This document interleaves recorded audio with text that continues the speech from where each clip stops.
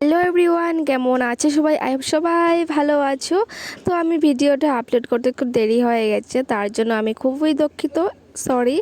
আমি 25শে ডিসেম্বর গিয়েছিলাম ক্রিসমাস চার্চে গিয়েছিলাম। আমাদের বাড়ির পাশেই চার্চ আছে, বেশি একটা দূরে না, প্রতি বছরে যাই। তো গাইস, আমি এইবার ভেবেছিলাম যে যাব না, তারপরও যাওয়া হলো। আমার ফ্রেন্ড বলছিল ও যাবে, তার জন্যই গিয়েছিলাম। তো গিয়ে দেখি তো মানে এত ভিড় ছিল, এত ভিড় ছিল, একদম ভালো লাগে না যে এত ভিড়ের মাঝে না একটা ফটো উঠাতে পারি ভালো করে, না দাঁড়াতে পারি, একদমই ভালো লাগে না। অন্যান্য বছর তো ফাংশন হয়, কিছু ভাষণ টাষণ দেয়, ভালো লাগে, একটু শুনে বসে দেখি, ভিড় থাকে তবু ভালো লাগে। কিন্তু এইবার একদম কিছুই ছিল না, অল্প স্বল্প লাইটিং করেছে, আর কিছুই ছিল না, শুধু মানুষের সমাগম। এই পাশে থেকে ওই পাশে গিয়েছিলাম একবার, ওই পাশ থেকে এই পাশে এসেছি। কোথাও যে একটু ভালো করে দাঁড়াবো একদমই ক্ষমতা ছিল না। এই পাশ থেকে একবার ওই পাশে যাচ্ছি, ওই পাশ থেকে একবার এই পাশে আছি, আমি যে কোথা থেকে কোথায় যাচ্ছি একদমই বুঝতে পারছিলাম না। আর যে এক জায়গায় দাঁড়িয়ে কারোর সাথে কথা বলবো, দু একটা ফটো তুলবো, সেই ক্ষমতা ছিল না।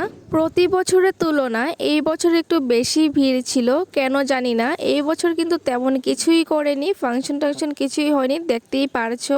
তাও এত ভিড় ছিল কেন জানি না। এই যে ক্যামেরাটা নিয়ে হাঁটছি, তাও আমার মনে ভয় হচ্ছে কখন জানি কোন দুর্ঘটনা ঘটে যায়, কারণ এই ভিড়ের মাঝে ক্যামেরা নিয়ে হাঁটা কিন্তু অনেক ভয়ের কথা। সামনেই দেখো, এখানে সবাই ক্যান্ডেল জ্বালাচ্ছিল, আমিও কিন্তু দুটো ক্যান্ডেল জ্বালিয়েছিলাম, কিন্তু কে ক্যামেরাটা ধরে দিবে তার জন্য আমি আর ক্লিপটা নিতে পারিনি। আমার সাথে যে গিয়েছিল সে তো ফটো তোলাতেই ব্যস্ত ছিল, আমি তাকে বলি নাই যে ক্লিপটা নাও, সেও ক্লিপটা ওঠায়নি, তার জন্য আমি ভুলে গিয়েছিলাম ক্লিপটা নিতে। আর এখানে দেখো ডেকোরেশনটা করেছিল, এখানে প্রতি বছর সুন্দর সুন্দর ডেকোরেশন করে, আর আমি এখানে দাঁড়িয়েছি দুটো ফটো তুলবো, সেই ক্ষমতা ছিল না, তোমরা দেখতেই পারছো।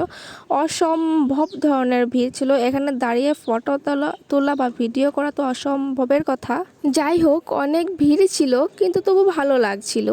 আমাদের কি জানো, বেশি ভিড় হলেও ভালো লাগে না, আবার কম মানুষ থাকলেও ভালো লাগে না, কোথায় যাব কিছুই বুঝতে পারি না। বেশি খেয়ে ফেললে আবার বেশি পেট ভরে যায়, পেট ব্যথা করে, আবার না খেলে আবার খিদায় পেট ব্যথা করে, এরকম একটা দশা হয়ে যায় আমাদের। ভেবেছিলাম যে এই ভিডিওগুলো তোমাদের সাথে শেয়ার করব না, কারণ ক্লিপগুলো নেওয়া একদমই ঠিক হয়নি, ভিড় ভাড়ের মধ্যে একদম বাজে অবস্থা হয়ে গেছিলো ক্লিপের।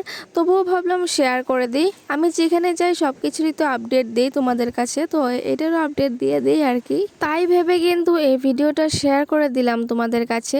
আর তোমরা কে কোথায় গিয়েছো, ক্রিসমাসে গিয়েছো কি না সেটা আমাকে বলবে, কে কোথা থেকে দেখছো ভিডিওটা সেটাও আমাকে বলবে। এখানে দেখো, কাগজ কেটে কি যেন একটা বানিয়েছিল, আমি কিন্তু কিছুই বুঝতে পারিনি, শুধু বোঝার মধ্যে এতটুকুই বুঝেছিলাম যে সূর্য একটা বানিয়েছিল, সেটাই বুঝেছি, আর গরুটা বুঝেছিলাম, আর কিছুই বুঝিনি। তারপর আমি চার্চে থেকে বেরিয়ে সোজা চলে এসেছি গাইস মেলাতে। একবার ভেবেছিলাম যে চার্চে যখন গিয়েছি তারপর মেলাতেও একবার ঢুকে যাই, না হলে ভালো লাগে না।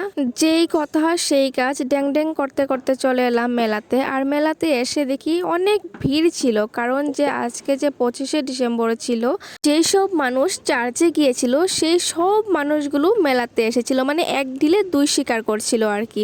চার্চেও যাওয়া হলো, মেলাও দেখা হলো, তার জন্য সব মানুষগুলো মেলাতে চলে এসেছিল। আর মেলার সামনে গেটের সামনে দেখো এত পরিমাণে ভিড় ছিল, আর টিকিট কাউন্টারে তো টিকিট নেব বলে জায়গায় পাচ্ছিলাম না। একবার তো ভেবেছিলাম আমি টিকিট না নিয়েই ঢুকে পড়বো, তারপর ভাবলাম আচ্ছা লজ্জা দেবে মানুষের, সবাই কি বলবে মানুষ আমাকে। তারপর দেখো টিকিট নিয়ে আমি ঢুকে পড়লাম। আজকে গাইস মেলাতে এসে আমি একটা জিনিস শিখেছি, তোমাদেরকেও শেখাবো যদি শিখতে চাও আর কি। আমি আজকে ভাপা পিঠা রেসিপি দেখেছি, রেসিপিটা আজকে তোমাদের সাথে শেয়ার করব। দেখবে তোমরা ভাপা পিঠা কী করে বানাতে হয়, যদি কেউ না জেনে থাকো আমার এই ভিডিওটা দেখে কিন্তু শিখতে পারবে। এই দেখো, এই লোকটা কিন্তু ভাপা পিঠা বানাচ্ছিল। সবার প্রথমে কিন্তু একটা বাটিতে কাজু কিশমিশ নারিকেল এসব দিয়ে দিচ্ছে, তারপর চাউলের গুঁড়া দিল, চাউলের গুঁড়ি দেওয়ার পরে এটার উপরে গুড় দিল, গুড় দেওয়ার পর আবারও কি দেবে, আবারও চাউলের গুঁড়া দেবে, গুঁড়া দেওয়ার পর তারপর একটা মশারি জাল দিয়ে এইভাবে বেঁধে তারপর কি করবে, হ্যাঁ কলসিটার মুখের উপরে এইভাবে বসিয়ে দেবে। তারপর 5-10 মিনিট রাখার পর এই যে দেখো এরকম সুন্দর সুন্দর হয়ে যায়। খুব ভালো লেগেছে আমার গাইস দেখতে, তোমাদের কেমন লেগেছে একটু বলবে।